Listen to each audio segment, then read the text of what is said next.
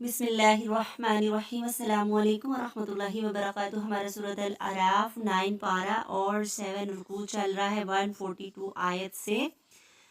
ہم دیکھ لیتے ہیں آیت کی اہم پوائنٹ کو۔ 142 آیت، وعدہ لیا ہم نے 30 راتوں کا موسیٰ سے بنی اسرائیل جب موسیٰ کی قیادت میں سمندر پار کر کے وادی سینا میں آئے، یہاں آ کے آباد ہو گئے۔ یہاں انہیں ہر طرح کی آزادی تھی، مصر میں غلام تھے، یہاں اللہ کی عبادت کرنے کی پوری آزادی تھی۔ ضرورت پیش آئی کہ عبادت کے تفصیلی طور پر طریقے ان کے پاس موجود ہوں، تو اللہ رب العزت نے موسیٰ علیہ السلام کو کتاب دینے کے لیے کوہ طور پر طلب کیا 30 دن کے لیے، پھر 10 دن اور بڑھا دیے۔ مقرر وقت پورا کیا، ہم نے 40 رات کی مدت ہو گئی۔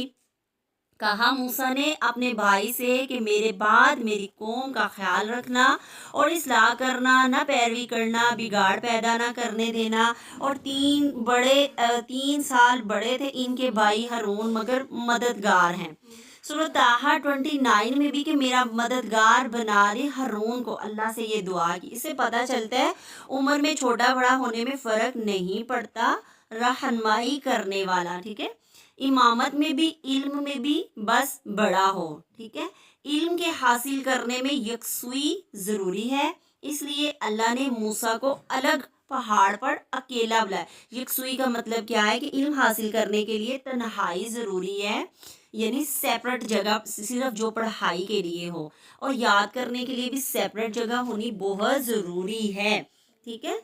اس سے بھی ہمیں کہ چلو تم جدھر تم چلو گے نا ادھر ہی ہوا کا رخ ہو جاتا ہے۔ جدھر ہم چاہتے ہیں نا کہ اللہ تعالیٰ ہمیں فضیلت دے، عنایت دے، تو ہمیں کوشش ہم کرتے ہیں تو اللہ رب العزت ہمارے ساتھ ہوتا ہے۔ 143 میں بھی جب آگے موسیٰ مقرر وقت پر کلام کیا رب نے، تو موسیٰ علیہ السلام نے عرض کی مجھے ہمت دے کہ میں تجھے دیکھ سکوں۔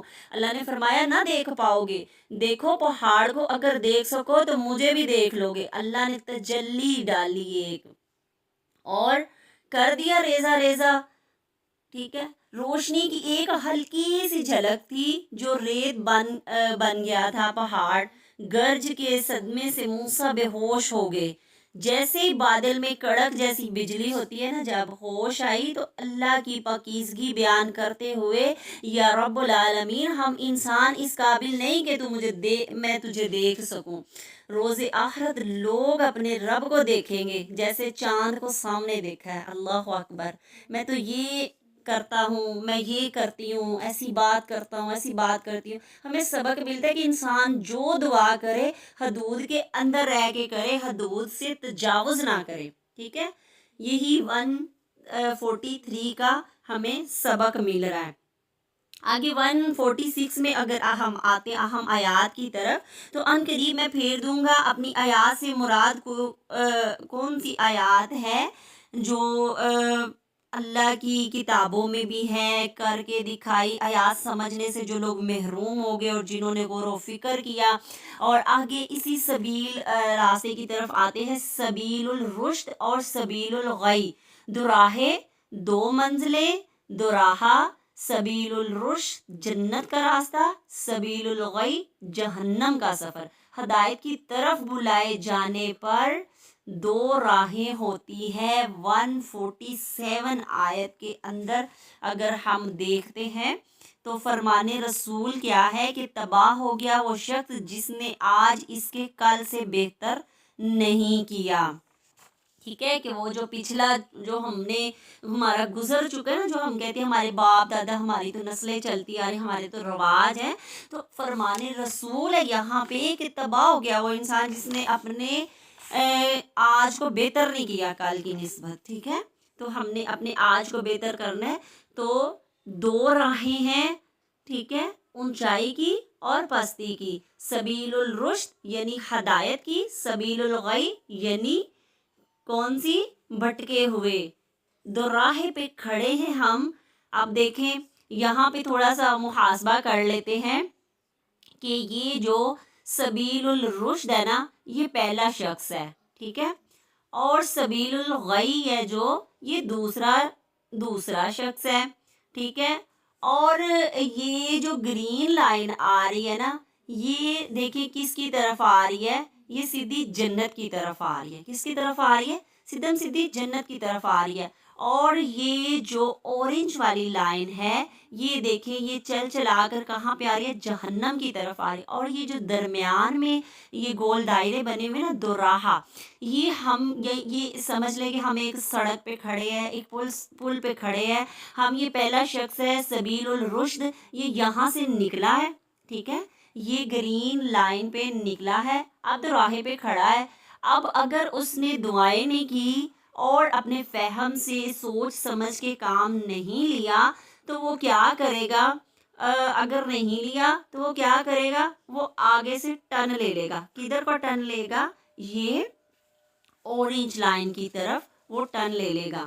اور جس نے سبیل الرشد ہدایت کی راہ پالی وہ بڑا غور و فکر کرے گا کہ نہیں، میری یہ منزل یہ والی ہے، ایاک نستعین اہدنا الصراط المستقیم، کہ اللہ تعالیٰ مجھے سیدھا راستہ دکھا. وہ دعائیں کرے گا اور سبیل الرشد کی طرف یعنی گرین لائن کے اوپر وہ دوراہے پہ کھڑا ہو کے بھی اللہ سے دعائیں کرے گا اور حکمت کے ساتھ سوچے گا کہ میری بہترین راہ کس طرف ہے. یا کہ وہ پوچھے گا نہ، کہ وہ بس اپنے اکڑ میں چلتا جائے، کسی سے پوچھے بھی نہ کہ یہ راستہ کدھر کو جاتا ہے، کیا ہے، اور وہ سبیل الغی کی طرف چلا جائے، دوسرے شخص کی طرف. ٹھیک ہے، تو پہلا شخص جو سبیل الرشد اور سبیل الغی کے دوراہے پر پہنچتا ہے، راستے کی آزمائشوں اور سختیوں سے گھبرا کر اپنا راستہ بدل لیتا ہے اور سبیل الغی پر چڑھ جاتا ہے. کیونکہ سبیل الرشد ہے نا جو راستہ، وہ مشکل ہے، بہت کٹھن راستہ ہے. تو جب وہ دوراہے پہ کھڑا ہوتا ہے تو وہ کیا کہتا ہے؟ رہنے دو، میں اس سڑک سے نہیں، میں اس سڑک سے ہو جاتا ہوں. ٹھیک ہے، پھر وہی شخص اپنی زندگی میں اپنا راستہ بدلنے کا موقع پاتا ہے اور محض لاپرواہی کی وجہ سے غیر شعوری طور پر سبیل الغی پر ہی اپنا سفر جاری رکھتا ہے. سبیل الغی کون سی؟ جہنم کی راہ. ٹھیک ہے، بھٹکے ہوئے جدھر لوگ ہیں نا، وہ والی راہ. کیونکہ جو بہترین راہ ہے نا، وہاں پہ تو آپ کو سارے گالیاں دیں گے، دھکے دیں گے، برا بلا کہیں گے، آپ کو پسند ہی نہیں کریں گے نا. وہ کانٹوں بھرا جنگل، جسے کہہ لے کہ ایک کانٹوں بھرا جنگل ہے اور مومن نے اس کے اندر سے گزر کے جانا ہے. اب پہلے دوراہے پہ اس کو مشکلیں آ پڑیں تو اس نے کیا کیا؟ اس نے کہا کہ نہیں، میں یہ والی راہ لے لیتا ہوں، یہ بالکل سیدھی سڑک، صاف ستھری راہ ہے، مجھے مشقت نہ کرنی پڑے. ٹھیک ہے، اور دوسرے دوراہے پہ پہنچ گیا، وہاں پہ آ کے بھی اس نے کیا کیا؟ شعور سے کام کوئی نہیں لیا، وہیں اسی سڑک کے اوپر اپنا سفر جاری رکھا. پھر کیا ہوا؟ پھر اس نے کیا کیا؟ آزمائش کو نظر انداز کرتے ہوئے بالآخر اپنی آخری منزل پر پہنچ ہی گیا. کہاں پہ پہنچا وہ؟ آزمائشیں تھی نا جو اس نے اس کو نظر انداز کیا، تو فی الآخر وہ اپنی منزل مقصود پر پہنچ گیا. کون سی منزل؟ اب وہ جس پہ چل رہا تھا نا، جس راستے پہ، وہ سیدھا اس کو لے گئی جہنم میں. ٹھیک ہے، اور جو دوسرا شخص زندگی میں کسی موڑ کی سخت آزمائش اسے سبیل الغی سے سبیل الرشد کی طرف لے گئی. اس نے آزمائش کے اوپر صبر کیا، اللہ سے دعا کی، حالانکہ وہ گمراہی کے راستے پہ تھا. پھر اس نے کیا کیا؟ اس نے دعائیں کی، اپنے آپ کو سنوارنے کی کوشش کی، کہ جو پہلی ہماری نسلوں میں ہوتا آ رہا ہے نا، کہ ہم وہی نہیں رہے، ہم نے اپنی راہیں چینج کر دی ہیں یہاں پہ آ کے. ٹھیک ہے، اور آگے پھر راستے کی سختیوں اور آزمائشوں کے باوجود وہ دل جمی کے ساتھ اپنا سفر جاری رکھتا. پھر اپنی مستقل مزاجی اور اللہ تعالیٰ کی مدد، اس کی رحمت سے بالآخر وہ اپنی حقیقی منزل یعنی جنت میں پہنچ گیا. اللہ اکبر.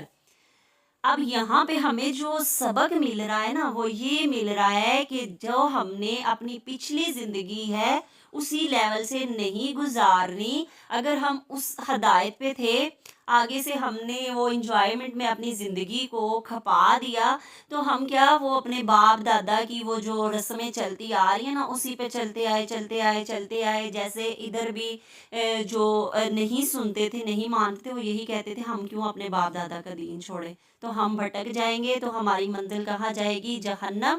اگر ہم نے حکمت سے کام لیا، اللہ کی مدد رحمت ہوگی پھر ہمارے اوپر اور ہم سیدھا جنت میں جائیں گے۔ 142 اور 147 میں مفسدین کی راہ پر نہیں چلنا ہے، اللہ کی کتاب کو مضبوطی سے تھامنا ہے، ہدایت کی راہ پر چلنا ہے۔ انشاءاللہ رضا الہی پانے والوں کے رویوں میں بھی سب سے پہلے توبہ اور اصلاح اور بگاڑ پیدا کرنے والوں کے طریقوں پر نہیں چلنا، اللہ کی ہر چیز پر شکر کرنا ہے اور اللہ کی تسبیح بیان کرنی